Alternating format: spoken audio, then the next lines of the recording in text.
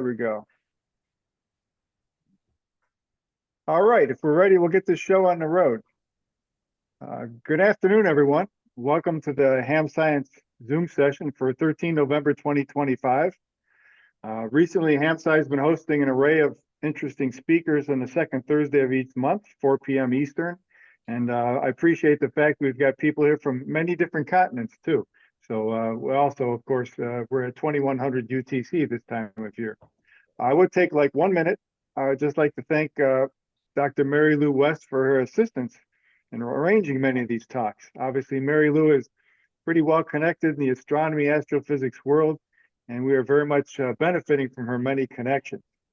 And of course, we are recording these talks for the HamSCI YouTube channel.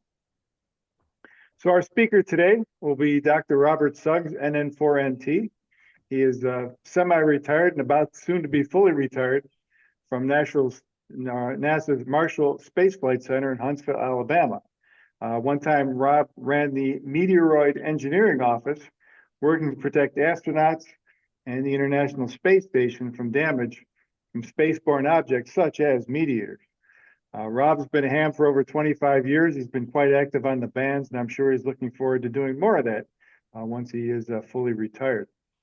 I know his talk today is going to feature some great graphics, perhaps some interesting audio clips. And I think with that, I'll turn it over to Rob and let him get started. Rob? All right. Well, thanks, Gary. And I really appreciate being here today. I've been sort of loosely associated with HamSCI off and on for a few years, and been plugged in a little bit to the Meteor Scatter QSO Party, and I'm really enjoying working with the folks there. So what I have, let me get my sharing working here. Share sound. Okay. Hopefully, almost. Hopefully you'll start seeing something momentarily here. You see a title slide? Okay. All right. So yeah, I'm gonna run pretty fast here because as I always do, I have too many slides, but in a limited amount of time. But so if you can hold your questions to the end, I'm trying to save some time for that at the end. I like to call this the science behind the pings. If any of you do meteor scatter communications, we don't hear pings anymore. It's more of a grunt that you get from the MSK 144. But back in the day when they were using CW, they were hearing pings. And I have some pings that you can hear as well. And I'll explain that as we go along here. This picture, I love this. This was taken by Don Pettit from the International Space Station. This is a Lyrid meteor. I think that's April is when those are, and that's Florida in the background there. Kind of a view from the over the Gulf, looking back toward the east, toward Florida and southeastern U.S. I think Huntsville is in there, kind of on the left-hand side. So that's could put a little I am here indicator on that. All right, let's get this thing working here. All right, so I'd like to give a bottom line up front here to give you an idea of where I'm going with the talk. The holy grail of meteor observations, typically what meteor scientists are looking for is the flux as a function of size and time of meteoroids. This is really difficult to determine. It's best done with specialized professional level equipment like the Canadian Meteor Orbit Radar at University of Western Ontario. We've been working with the folks up there for well over 25 years now. There's a lot of complexity in calibrating even that type of data, the speed of the meteoroid, the scattering geometry, the transmit power, the receive antenna gains, all of those things make it hard to calibrate, and they've worked through that.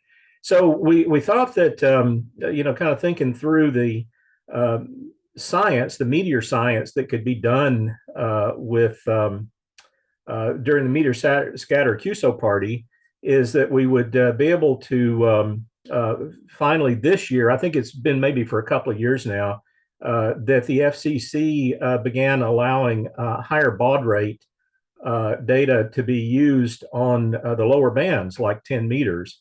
I think there was a 300 baud limit, and unfortunately, MSK 144 was 2,000 baud roughly.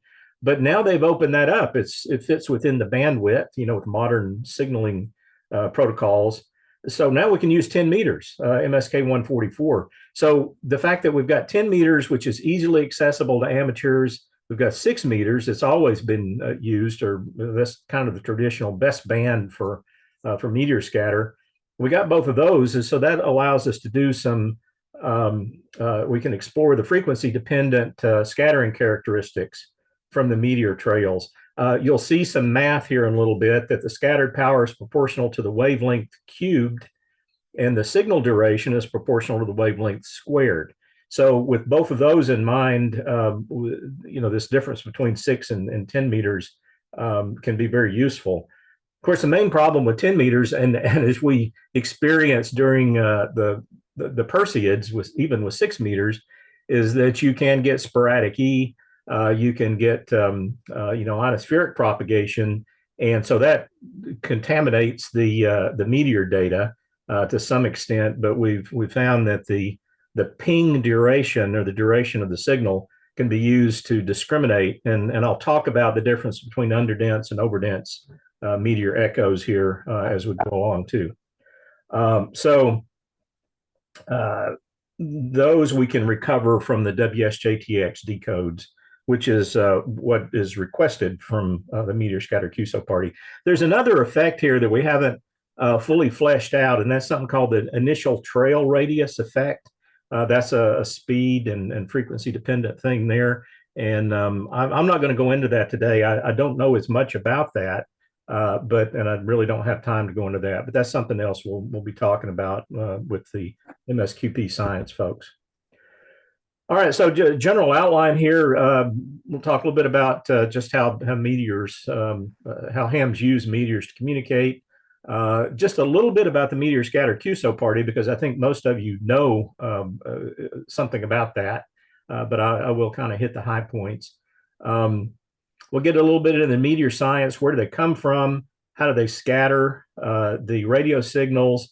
And then this is not a how-to guide, but just a little bit of top level how you use WSJTX to make meteor scatter contacts.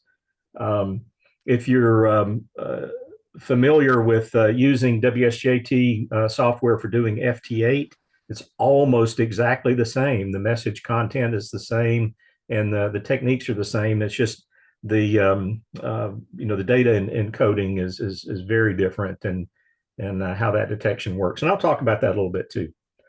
If time allows, I could talk a little bit about how you can do this meteor detection thing without using a ham radio.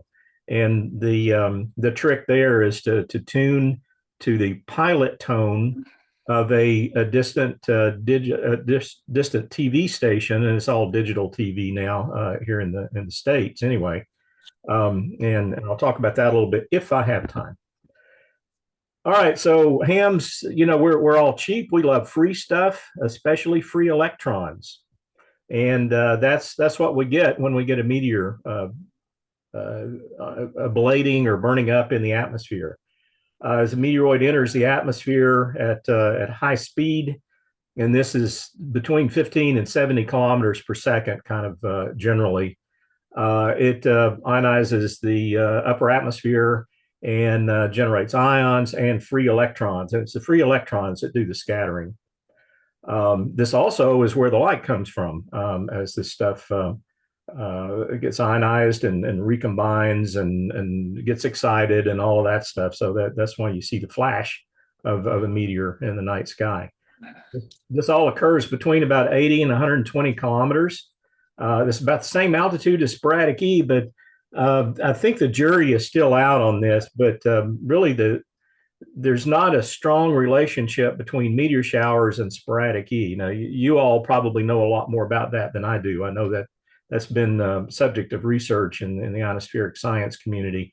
It is thought that the sporadic E electrons probably come from metals that are deposited in the atmosphere from meteor ablation, but there's just not a good correlation there with meteor showers. So I won't say more about that because I don't know enough about that really. But okay, the HamSCI Meteor Scatter QSO Party is of course focusing on the Perseids and the Geminids primarily.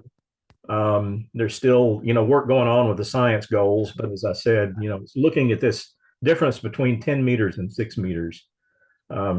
And so just get on the air and try to make some contacts there. I think the Perseids yielded quite a bit of data, and I was really pleased to see it looked like about half the data was from 10 meters. And so it is, if nothing else, we're going to kind of stimulate people to try 10 meters for meteor scatter. At a minimum, you should tune your receiver to the meteor scatter watering holes. Make sure you're reporting the decodes to PSK reporter. I'll show you what that looks like in a minute. And then also save the wave files, save the files that are generated, and see the website. Gary's got some great info on the MSQP website on how to do that. And that's really where the good stuff is, where the science data will come from.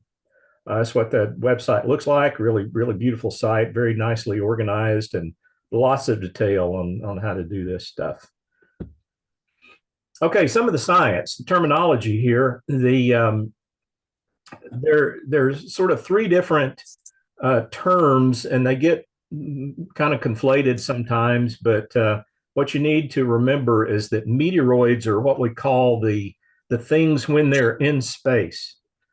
These are mainly little grain of sand size things, pebble size maybe, or dust size. So there's certainly a range of the sizes of these particles.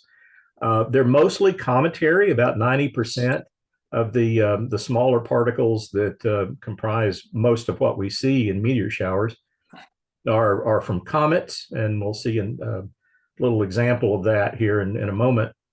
And then about the other 10% are asteroidal material. The shower meteoroids are associated with comets and asteroid orbits. Turns out the Geminids are from an asteroid called Phaethon. And so, there are a couple of major showers from asteroids, but most are associated with comet orbits. The sporadic meteoroids, the ones that are kind of there, they're not isotropic, and I'll show you that in a bit. They're not there. They vary kind of over the year a little bit, but basically they're there all the time. Anytime you see a meteoroid that's not associated with a particular shower, you can consider it a sporadic. Those are associated with families of comets, however. So that's become fairly well known in the past 20 to 30 years with modeling and observations. But so we can associate those with families of comets, but not specific comets. They've probably lost their identity. Their orbits have been changed by non-gravitational effects like solar radiation pressure and something called Poynting Robertson drag. So they've wandered away from their parent comet, but there's still families of comets they can be associated with. So those are meteoroids. And when they're out in space, they're meteoroids. When they come into the atmosphere and burn up, they're meteors. Right. When you see them in the sky, that's a meteor. And as I said, that mostly comes from ionization of the atmosphere. If you stub your toe on one, that's a meteorite. That's one on the ground. So once they make it to the ground, we call them a meteorite. And then we've got some pictures of each of those there on the bottom of the page. The showers come from a particular radiant. And the old kind of way to picture this is that when you look down a railroad track, when you stand on the railroad track, it looks like the two tracks converge in the distance. And that's sort of the way you can think of these particles. They're moving along in a particular orbit. You can see them all over the sky, but they all, if you trace them back, and they are a shower meteoroid, they trace back to a particular radiant. That's the point in the sky they all come from. So this is a picture from some of the all-sky cameras that are associated with Marshall's part of the global meteor network. And there were 79 meteors in here that were seen over 3 nights for the Perseids this year. And you see some clouds there, but what they've done is superimposed all of these images and kind of co-located the radiant for all of them. So they're kind of from all over the sky and all during the night, but you see them all focused back on this radiant, and that's the way they look when you see them in the sky too. All right, so Comet Halley is just a good example of a parent comet, and it's actually a parent for 2 meteor showers. The Orionids that we just had in October, and the Eta Aquarids, which occur in May. Now, the names of these showers are related to the location of the radiant. The Orionids, obviously, the radiant is in Orion. In the Eta Aquarids, that radiant is near the star Eta in the constellation of Aquarius. And so they're all named pretty much like that. I think there are a couple that are associated with defunct constellations, but that's pretty much the way that goes. So the orbit of Halley, you can see it's actually out pretty much at aphelion right now. It's out fairly close to Pluto's orbit, but the particles that it has strewn along its orbit over time are still there for the Earth to run into. And so when the Earth runs into them in October, those are the Orionids. And then as the Earth orbits around and runs into them again in May, those are the Eta Aquarids. And it just turns out that the orbit is pretty much lies in the plane of the ecliptic of the plane of the solar system. So we run into it twice there. So that's the 2 showers associated with Halley. And as I said, other showers are associated with other comets, mostly. During the Orionids, I got on the air 6 meters doing MSK 144. And these are just some of the PSK reporter reports that I got. And I was kind of surprised how far I was heard.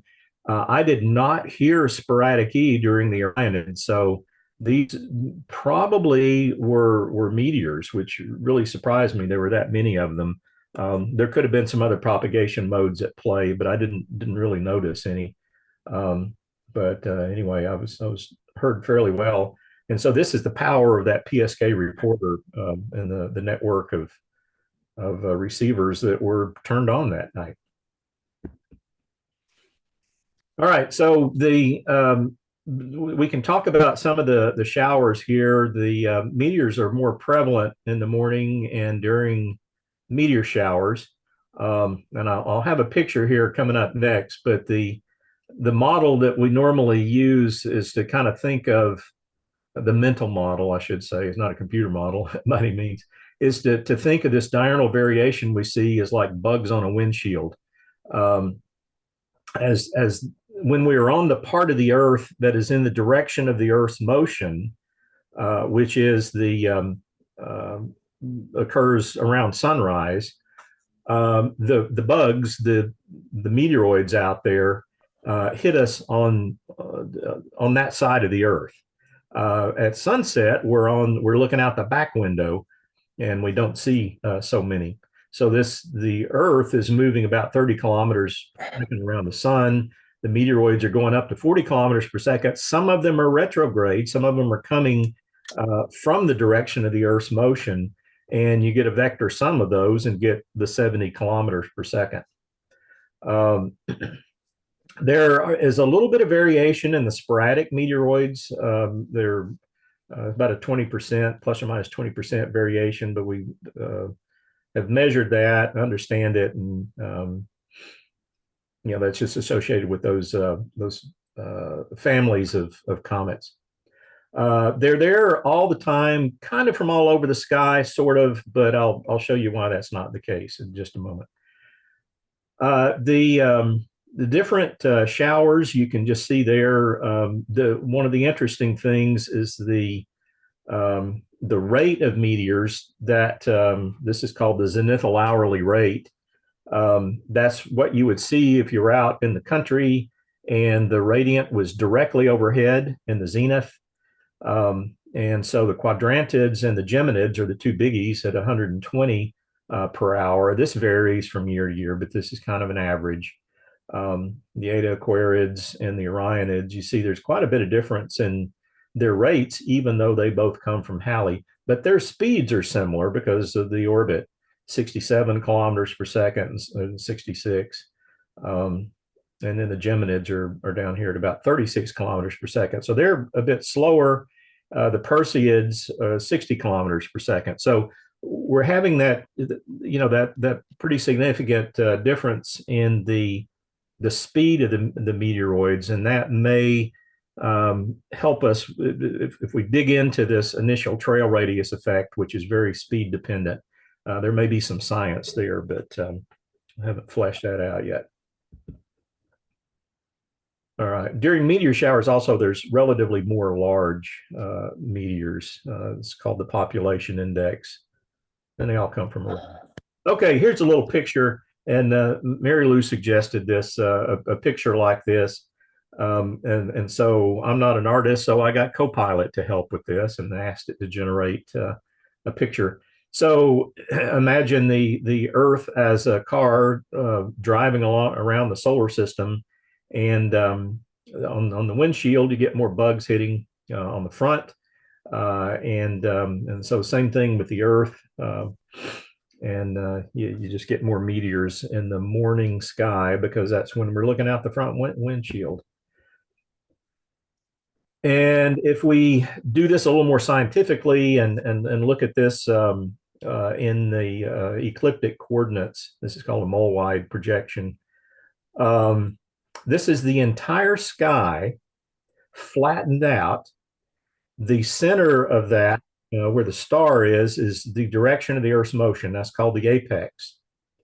And so the back window is over here on the left edge and the right edge. So this would kind of wrap around your head. You can kind of think of it that way.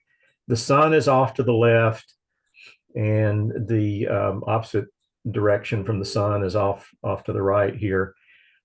These are sources that are measured by radar, by the Seymour radar, and it can only see the northern hemisphere, so that's why it's cut off down here at the bottom.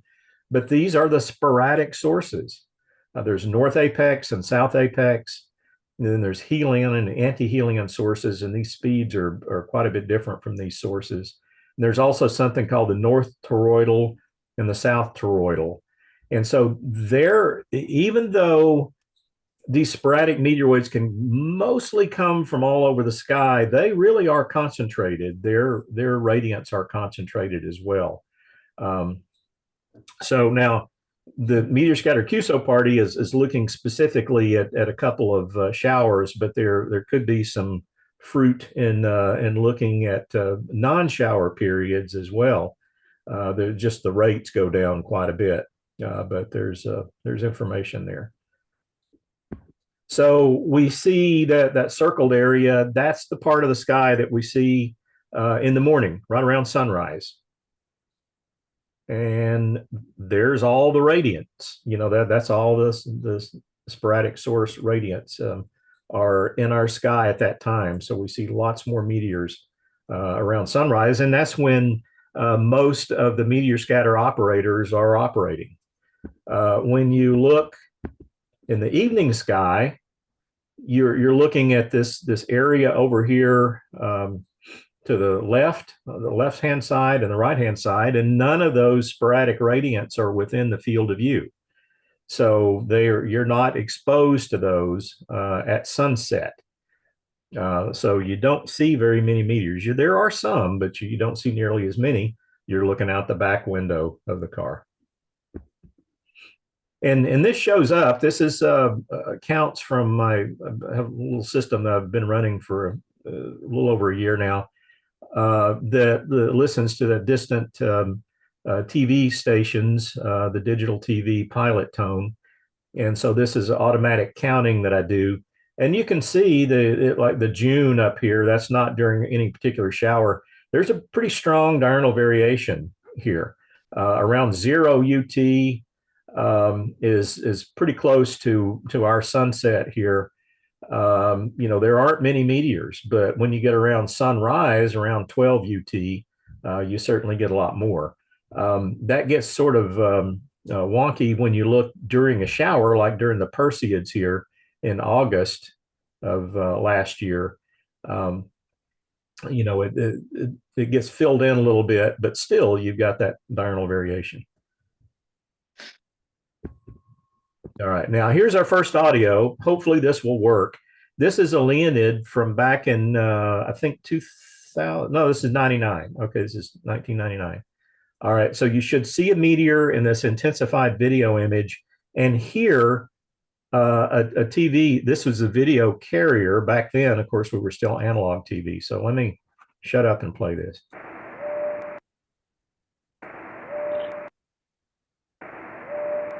Now that was a CW signal. That was the video carrier, and so it just sounds like a ping. So there, you can still hear pings if you do this TV stuff, and the digital pilot tones are. All right, so you can hear that okay? Okay, good. That's a good sign. All right, now there's kind of a complicated geometry here that the meteors have to give a strong signal. They have to lie tangent to an ellipsoid, which is defined by the transmitter and receiver being at the foci of this thing. So imagine the ellipse with the transmitter and receiver, one at each focus, and that defines an ellipse. And then you can rotate that thing around the long axis, and you make a football. All right, and so if the meteor is tangent to that football, the meteor trail, you get a strong signal from that. So there's some directionality there. You can get some meteors that come down in, kind of penetrate down into that football that you don't hear at all. They just don't satisfy this specular condition, which you need to get more material all lined up so you can get the reflection off it. And I won't go too much into it. I don't have time, but it's really important. This is some of the angles that are associated with that. Don't worry, there's no exam at the end, but you'll see these angles in an equation that I'm going to show in just a second here. So that's why I wanted to do that. So that defines that tangent plane. And here's this equation. The key takeaway here, this is a radar equation, essentially. There's a transmitter power, the gain for the transmit antenna, gain for the receive antenna. So this is a bistatic radar or a forward scatter radar equation. But there's that wavelength cubed in there. And that's the key thing, key takeaway here for the return power is that also, as you would imagine, the electron line density is important. It goes as a square of that. And then here's all those ranges and angles and all of that stuff that you saw in the previous picture. And Kuldeep has coded this stuff up and done a lot of pictures of this if you wanted to see what it looks like. And then the signal duration is this equation, and there's the wavelength squared. You've got one of those angles there, and then D is the electron diffusion coefficient. So obviously, as this trail dissipates, as it expands out from the diffusion of the electrons, then the signal fades. All right, so here's the frequency dependence kind of done in numbers. If we take, and of course, people do use 2 meters and also 220 for meteor scatter. If we take those watering hole frequencies there and look at the relative signal strength, where we've set 6 meters equal to 1, this is what we get. 10 meters is 5.7 times stronger, and 2 meters is 4%, 0.04 of the signal strength. And in converting that into dB, that's what you get.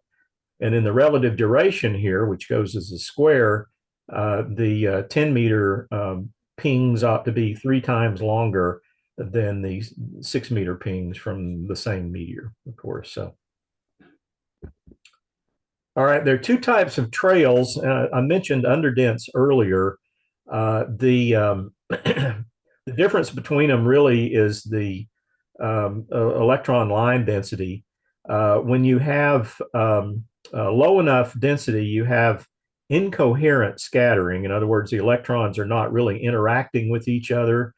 And so you get a nice trace like this here in the lower left, where you get an abrupt increase and then an exponential decrease with some weird oscillations on here. These are called Fresnel oscillations. As that trail is generated, you get constructive and destructive interference off of different parts of the trail. And you can actually, if you can measure these things, actually work out the speed of the meteor. But I don't think we have time resolution good enough in what we're doing with MSK 144 to do that kind of thing. Then there's these overdense echoes, and there you have a strong enough line density that is really acting more like a metal tube. And so you get scattering kind of off of one surface of it there. Very strong echoes, but you have an abrupt increase and then some of this Fresnel oscillation, and they can kind of some variation over a few seconds here that is sort of like the metal tube is crinkling a little bit. You know, you're crushing the Coke can and you're getting good scattering off of parts of it and not so good scattering off of other parts. So that's what's causing that. Now let me let you listen to this, and what you're going to hear is a few little short boops in here. This again is the digital or the TV stuff. So it's a CW source that's illuminating, and then you'll hear one long overdense echo in there too. So let me play that.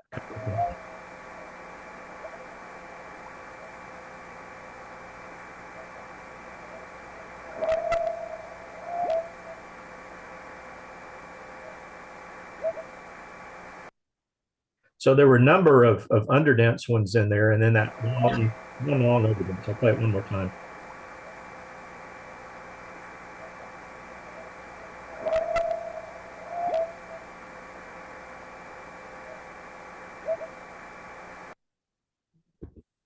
All right, so that's what they sound like with the CW illumination source. This is what they look like on the Seymour radar, and you can see the Fresnel oscillations in there. But this is kind of what we see on WSJT, and I'll show you that in just a moment. But these are good, clean signals here. That's what an overdense one can look like. You see that is much longer, and there's some variation there as that trail disperses and crinkles and gets messed with by the upper atmospheric winds. This is what we see on WSJTX. If you haven't used this before, the waterfall is in it goes horizontally instead of vertically as it does on FT8. And so this is the spectrum here. So this is low frequency at the bottom and higher frequency at the top. So that's the roughly 3 kilohertz passband, and so you get the spectrum display. And then you also get this kind of average looking, this averaged across here, the signal amplitude. But that looks like an underdense echo, right? I mean, that's kind of what we were seeing in those other pictures there. So, and then the bottom one is probably overdense. You see, it's just kind of broad variation here, and kind of comes and goes. So that's what you see on WSJTX. We ran through the Orionids data, the wave files that I collected during the Orionids last month, and do a similar kind of plot. But there at the top one, you see a nice short underdense echo, and then down here at the bottom, a little bit longer one, but still probably an underdense echo. So these are the ones that we can, I think, do something with. Occasionally, you get aircraft scatter that looks like this, and these are Fresnel oscillations, but that's from an airplane. And then that's a probable overdense one down here at the bottom. So You can kind of look at them and tell that, but boy, listening to them is even better. And I have some, Mary Lou, coming up here in a moment. This is how the trail evolves. This is the where the meteor would be down here at the lower right. And you see you get a nice narrow trail, and then it spreads as the electrons diffuse. And so there's some good math there. And that, okay, yeah. There are tools out there that help you figure out where's the optimum place to point your antenna to play to the strength of that football with the meteor lying tangent to it, and basically it's when the radiants first come up in the east over here. So this is the sky. This is a free software called Virgo. And you put in your grid square, and then it kind of does the rest. It calculates where the radiants are, and then it tells you when these radiants, you see there's several of them coming up in the east over here, point your antenna north-south, because you're going to have more meteors that are tangent to that ellipsoid with that condition. When the radiant is directly overhead, all of those tangent meteors are near the horizon, and that's good for DX for getting some distance, but not so good otherwise. You get fewer contacts that way. So this is just a tool that you can use. I don't pay any attention to this really. I just kind of point from Alabama here. I point my antenna to the northeast because that's where most of the hams live from here. And so in the northeast US, but this is kind of nice to be able to know where these things are. So WSJTX, I'm going to assume you have some familiarity with that, but the MSK 144 mode is the standard to use for meteors, same message format and info as FT8. The difference is in that 15-second cycle that you're transmitting and then listening in the next 15-second cycle, just like FT8, the messages, the NN4NT EM64 that I'm transmitting, that happens in 72 milliseconds rather than in that 13 seconds or whatever. So that's happening a bunch of times in a 15-second interval. It has to do that because the meteors are short. The echoes are short. They're a second or less sometimes. So 72 milliseconds is what they decided would work out there. And it works very well. Okay, won't talk about any more of that. All right, so here we're going to listen to an actual, honest to goodness, MSK 144 signal. I'm going to play this one first because it's the longest one. This is the one on the right down here. This is probably an overdense. And so let's play that.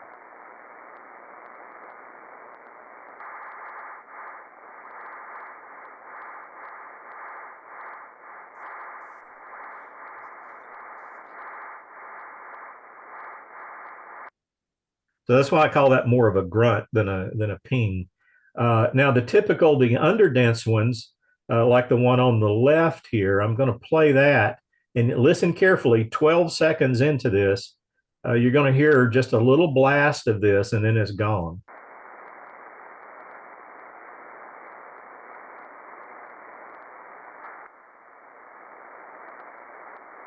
That was it.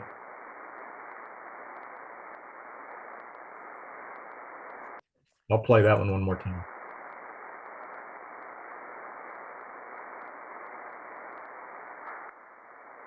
You heard it, just a very brief little, and that was it. Unfortunately, I had my AGC on, and you could hear the signal drop off after that thing more than anything else. But anyway, you can see what the symbols look like there. My call used to be KB5EZ, so that's why it looks like that. This is from a few years back. And this is what the contacts look like. It looks just like FT8. If you do FT8, this will look very familiar to you. It's just you got to be patient because you need multiple meteors here. You just get one meteor only gets your CQ out there to somebody else. When they start calling you back, there has to be another meteor. So you keep repeating this, and I've spent over a half hour making one contact, numerous times. So you just kind of keep trying at it. There's another good tool here. This pingjockey.net is a great place to coordinate contacts. And you can see, sorry about that. I had been working somebody here and he said, thanks. You got to be careful that you don't really carry, let's see, what am I saying? You don't want to contaminate your contact by saying, oh, I got your signal report, or, I'm still waiting on your 73, or, something like that, because that kind of invalidates contacts. So you only use this to say, hey, I'm calling CQ. And then when you get done with the contact, say, hey, thanks. Another nice tool, remember this one, is fireballs.ndc.nasa.gov. If you go to this, you can see the University of Western Ontario's Canadian Meteor Orbit Radar. And it's a real-time view of what they are seeing from near London, Ontario. And it does a calculation here from their radar of like with the Perseids. This was during the Perseids, and you can see how strong the different showers are. This was from the Orionids back in October, and they were pretty good. There's South Taurids and Leo Minorids, I think it is. I don't remember all these things, but there's 3-letter identifiers for all the showers. All right, so summary here is that it turns out that the ionization trail from this grain of sand can be the size of the radar cross section of a battleship. It's huge. These things can be a few meters across and kilometers long. So it's kind of amazing to think that something that small can generate enough electrons to have that kind of a radar cross section. You can make meteor scatter contacts really any time, but they're easier during meteor showers and during the morning hours. And explained all that about the sporadic meteors visible most around sunrise. And the showers have higher rates of larger meteors. They have a flatter population index. There are certain path azimuths are favored, but again, I don't pay a whole lot of attention to that. I just start transmitting or have the receiver running, and see what you can hear and see who you can talk to. The digital modes make this easier than ever. I can't imagine doing this with CW. I mean, good grief. But people did that. I think they even got to the point where they would like record at a different speed so they could speed up their CW, because you got to get it in that second or two that the meteor is there. So there were some tricks that were played like that, and they would record it and play it back slower so they could copy it. And thank goodness for Joe Taylor and the gang for the WSJT modes. You don't need a superstation to do this. More antenna gain, a preamp, more transmit power, an amp, make it easier. But there are people who do this with 50 watts on a dipole. I was doing it with a 2-element Moxon beam running about a little less than 100 watts. But boy, you got to be patient. It's a lot easier when you have an amplifier, as I've got now. So don't be afraid to ask for help on that ping jockey. That's not really a good place to get tech support, but you can ask kind of quick questions there, and they use a real shorthand on what frequencies they're on and stuff like that. It takes a while to kind of understand what's going on there, but it is very helpful because you know who's on and which way their antenna's pointed, and that kind of thing. You got to read the manual and get some experience with FT8. If you don't have that, do that first, because that's easy, and then you'll get a feel for the digital modes there. Mary Lou asked me to include this here. She had asked the other day about this 3i Atlas, this interstellar asteroid that's been flying through the solar system, and there's all kinds of crazy stuff on the internet about this. I think she was asking about, could that cause a meteor shower, or does it get close to Earth? And as you see here, It's coming in so fast that it's just barely deflected by the sun a little bit. The Earth's orbit, the blue circle here, never crosses it. And it looks like it crossed Mars orbit, but it's up above the plane of the ecliptic, and then I guess it drops below the plane on the other side. So, and whatever particles it's spewing now, and it does have a tail, they're going to leave the solar system too. It's just not around long enough, and the orbit um, isn't isn't stable enough to leave anything around. So we're not going to get any showers from this guy. So, and I think that's that's my roughly 45 minutes that Mary Lou told me I better stick to. So I stuck to it, and I'll answer some questions. And if anybody wants to hang around and you want to see more of this digital TV stuff and kind of how that works, I've got some more slides on that. The little purple book here, man, this is the Bible. This was, I think, published in 1961, and we're still using, the math out of that. There are some other more recent ones, but that's a great book if you can find it on eBay. And that's I'll shut up and answer any questions you have. Rob, that was outstanding. Thank you very much. You're welcome. My Questions? pleasure. There's got to be some questions out there.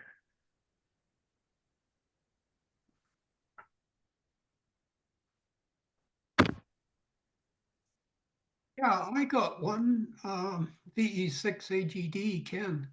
I noticed 6 meters is used more than 10 meters, but if I saw it correctly in your slide, you get better gain on 10 meters. Is that correct? That's right. Yeah, the math says that it should be better significantly. The power goes as the cube of the wavelength, and duration is the square of the wavelength. I think what's going on there, Ken, is that people just aren't accustomed to using 10 meters. It wasn't even legal to do that. In the US, I really don't know about Canada, but in the US, we couldn't do that until I think it was about 2 years ago. Less than 2 years ago, the FCC finally dropped that 300 baud signaling rate limit that they had for anything below 30 megahertz. So it just hasn't been used much. But I was hoping one of the results of the QSO party here would be to inspire people to try 10 meters. I'm still not seeing it mentioned very much on Ping Jockey, but when I get on there, which isn't very often, I'll say, hey, I'm on 10 meters. 28.145 is the watering hole. You have to know that. That's on the website. Gary put that on the website because that's not built into WSJTX yet. I think you have to program that in, but I think that's the reason why people just aren't accustomed to doing 10 meters. Okay, thanks. Try it. Yeah, I will.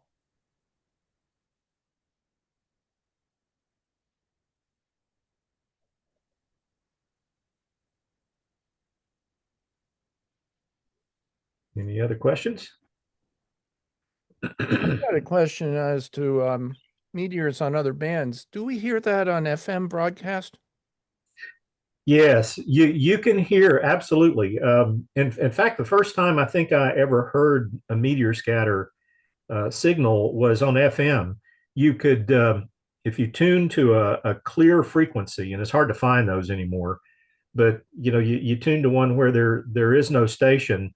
Occasionally, you'll hear a little blast of music, and or voice, or whatever it is, and it lasts for a second or two, and that's a meteor. That's exactly what it is. So yeah, that's what I thought.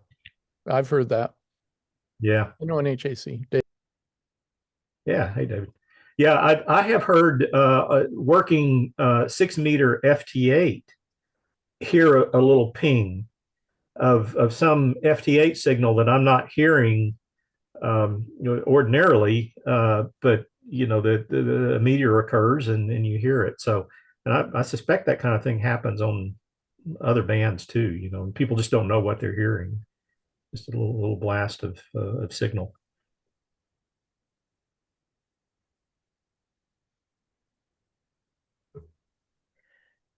I'll tell you what. Go ahead. I was going to say, if you don't have any other questions, I will show some of these slides here and on the digital TV signal. This I like because you can do it even when nobody's transmitting. MSK 144 signal. You can do this all the time because these digital TV signals are there all the time. This is what they look like, and they're 6 megahertz wide. They look like noise because they're heavily encoded. And, there could be multiple TV channels in there. There's all these sub channels and all this stuff, but there is this pilot tone. And I think that's there for your receiver to lock onto. And then it will, decode all this stuff. So that's what you tune your radio to. And software-defined radios make this easier than ever. This is a picture here of, I found that channel 3 is best in my area. If I get on, the VHF low is a place to be. And so that's channels 2 through 6. And if I go on channel 2, 4, 5, or 6, I hear a direct carrier. So I've got transmitters too close to me. I want, again, that clear frequency, kind of like the FM we were talking about. And so channel 3 is my best one. I think I'm hearing this Roanoke station, Roanoke, Virginia, here frequently, but it's usually fairly weak. But I do hear meteors on that. So I hear those pings. And so these are the other channel 3s that are around, kind of in our area, well, roughly in our area here. The range, a typical range of meteor scatter is stated as, and I don't remember the numbers here, it's 1,000 kilometers to, so I forgot, 300 or something. And so that's normally where you would hear them. But I hear this Roanoke, and I've heard some other closer ones as well on other channels. So and we got one down in Key West there too. And so if you tune your SDR, you may see a direct carrier running down the waterfall, and then here's a meteor that occurred on it, and there's another meteor right there. So and you'll hear that little ping in there that because that's a CW signal. When I count those things, these are just a few of the counts that I've gotten over the past couple of years, and you see that diurnal variation I was talking about. There are fewer of them at sunset and more of them at sunrise, and there's some. This is around the Perseids, and you see how the rates kind of went up for the Perseid shower. And this was in 2024. The 2025, we had pretty dramatic sporadic E opening there for during the Perseids. This is the Geminids of last year.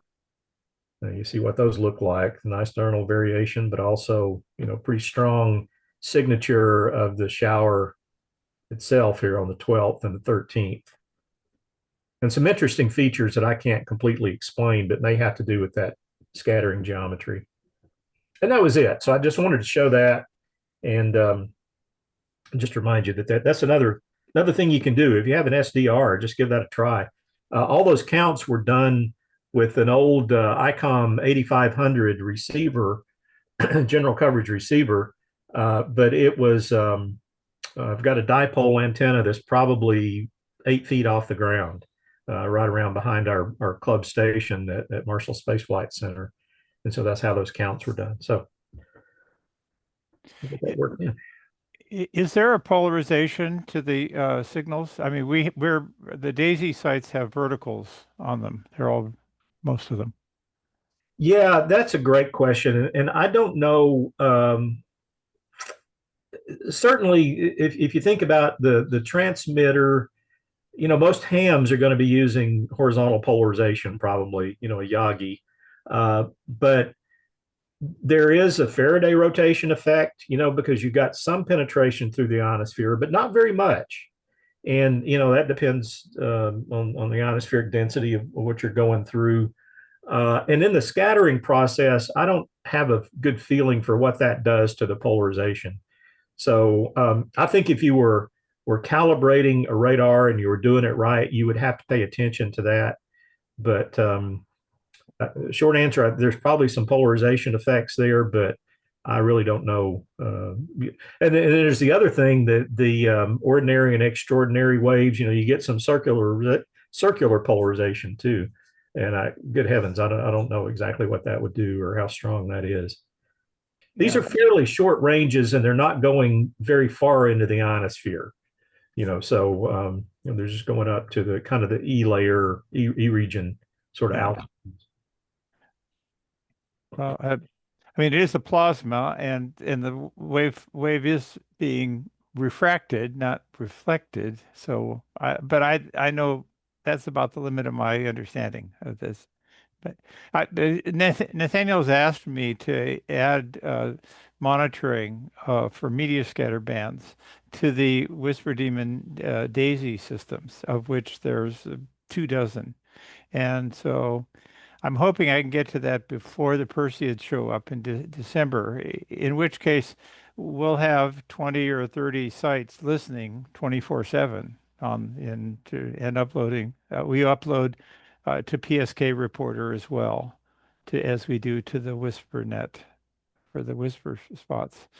So you may see them show up. I'm not sure if I'm going to get to implement that mode yet, but it's technically straightforward to do to add it. Yeah, that'd be great. Yeah, I wouldn't let the polarization question slow you down there. Just do it. Yeah. Now, do you have a place? We, of course, these sites record wave files. Typically, I discard the wave files after the decoding is done. We, of course, don't do that for the WWV recordings, which grow to 80 gigabytes per day before we condense them down to the 10 hertz, 24-hour long 25 megabyte file we upload. But probably what we do is, maybe what I'll do is consider keeping the wave files if I detect anything, can cache the wave files. I think Bill Engelke is talking about providing an interface on the PSWS where users could say, oh, those were interesting MSK reports, and ask a station if it has cached the recording to upload it to a researcher for later analysis.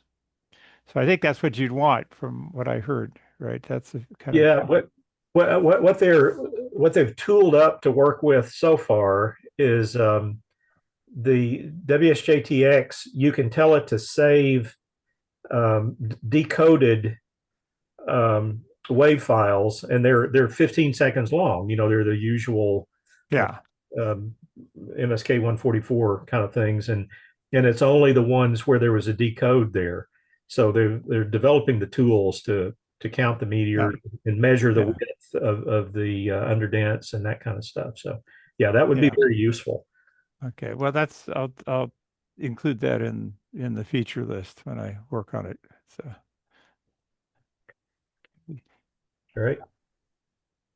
And I guess you're aware. You're aware that we also are maintaining a scrape of PSK Reporter. So I believe that Philip's site only keeps or offers the last 2 weeks of PSK Reporter reports, but we actually have all of them since almost a year, I think. You go back and query them from with SQL queries of a public database we offer. Yeah, that's good. Yeah. Very useful data. All right, we're we're at the top of the hour. Again, Rob, that was fantastic. I think it covered the science, the physics, the operational standards, how to do it, and a lot of good reference information as well.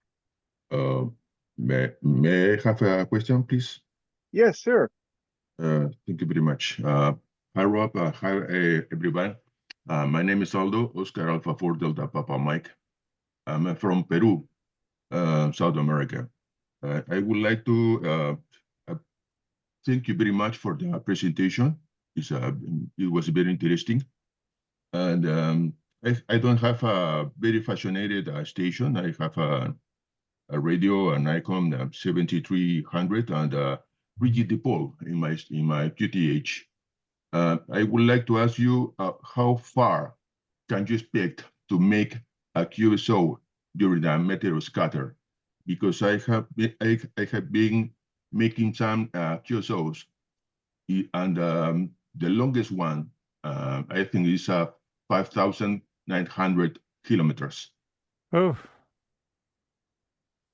Yeah, that's probably there's some other propagation modes at play there. I think the meteor scatter. There's that map of the U.S. and the maximum range. I guess if you had a meteor between us and like Las Vegas over there, pretty close to that. You think about it, you're getting the scattering off this thing that is between 80 and 120 kilometers altitude. So that's sort of the maximum range for meteor. Now, if you had some combination of a meteor and sporadic E or something else like that, you could get longer range. So you were probably getting some longer range. The way you can tell, Aldo, is listen. If you just hear a little blast, just a 1 second long kind of a blast, there was a meteor there. That was a meteor involved in that. But if it's a longer, the full 15-second cycle that you were getting decodes, that was something else that was happening. Oh, okay. Okay. I will listen. Thank you very much. Mm-hmm. You're welcome. One thing I'd like to say on behalf of the Meteor Scatter QSO Party coming up in December, if you've not tried this, it is actually fairly easy to participate. In our event back in August, we had roughly 75 people who signed up as entrants, shared their logs, began looking at their PSK reporter data. And of those 75 people who participated, 2/3 of them, 66%, listed themselves as rookies. This was the first time they had ever attempted either to receive or transmit and receive meteor scatter. So, and also the second point to that is if for some reason your conditions, your home, whatever, your antennas, you're not able to transmit, your ability to receive is very, very important. To be able to listen and decode these pings, create the wave files of the decoded signals, and submit them for scientific review and analysis later is very, very valuable. Again, we had roughly about 1/3 of the stations were receive only back in August. So very, very valuable.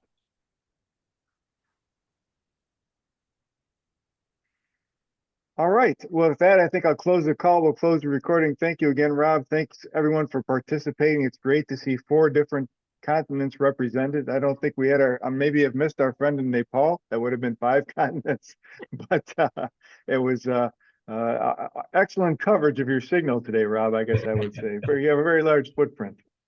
Of course, this recording will be up on YouTube soon. Once it is, I'll again post it to the HamSCI Google group, and I'm sure I will also link to it on the WSJT Meteor Scatter QSO parts pages on HamSCI and whatnot. So our next speaker will be in second week of December. We'll have notice going about that. But we're also going to have, I think, kind of a special session on December 4th, where we're talking about artificial intelligence and some of its impacts to doing research analysis, and even in the direction of some of our research. So watch for information on that. So we've got a few things coming up. Anything else? Any last minute comments from Nathaniel or anybody else wants to throw in there? I just want to personally thank Rob for this fantastic, not only this fantastic presentation, but also the fantastic leadership that he's given the Meteor Scatter QSO Party project as a whole. He's spent many, many hours, thinking about all of this and working with our students and Kuldeep and our other volunteers. And I'm just very grateful for everything he's done. I think this is really wonderful.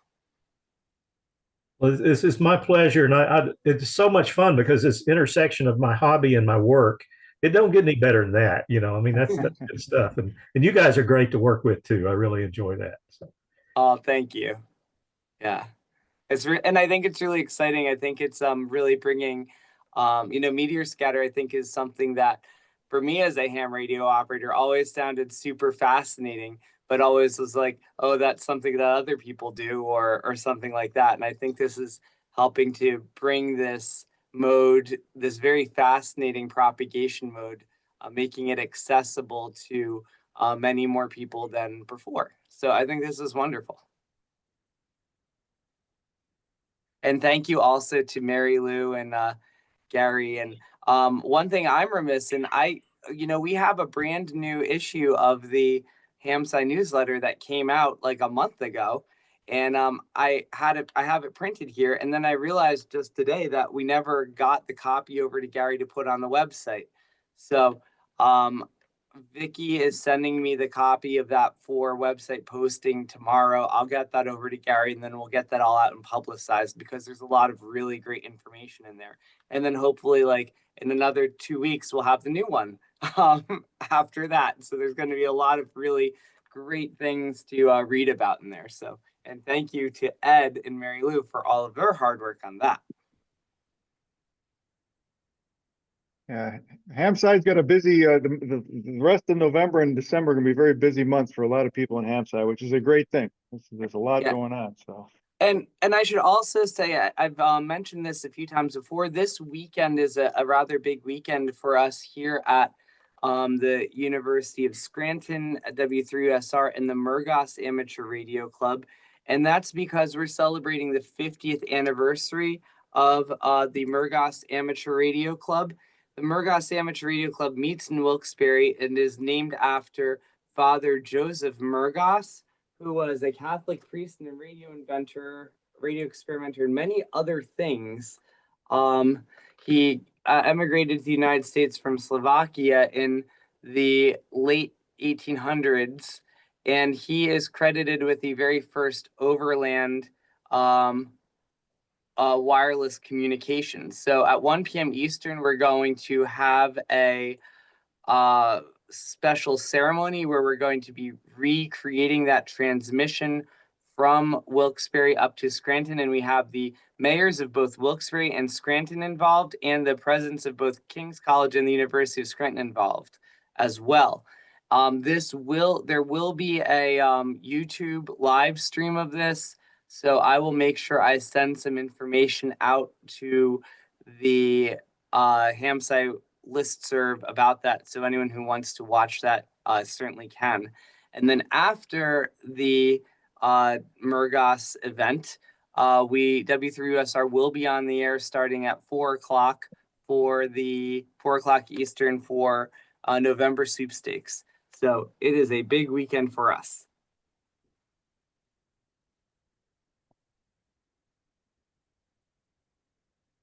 I think that's all for me. So I'll say send me 3. All Oh, right. and Sarah notes there's an easy way to see Murgas's patents. Just see her link in the chat. Nathaniel, I have a question. Yes. May I use this Zoom location to test? I have to give a presentation this evening, and I'm having trouble